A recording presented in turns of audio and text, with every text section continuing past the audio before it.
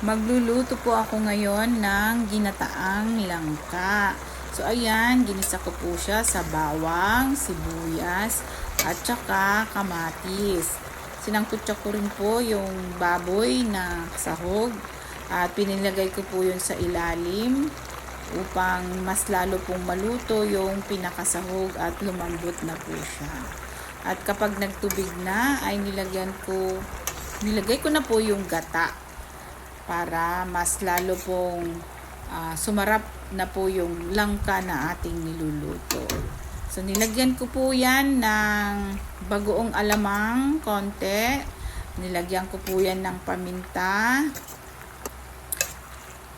At yan po, hinalo-halo ko lamang unti-unti at mahina lamang po yung apoy para hindi po siya masunog.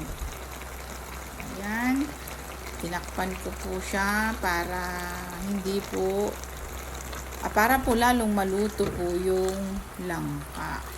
Ayan na po, naglalapot-lapot na po yung gata na ating inilagay at unti-unti po ay naluluto na po yung langka. Makikita nyo po medyo may hinog-hinog na po yung langka na aking naluto. At hindi ko po alam na medyo mahinog-hinog na kaya ganyan po. Pero masarap naman po siya at manamis-namis po yung ating ginataang langka. So ayan po, napakasarap. Salamat!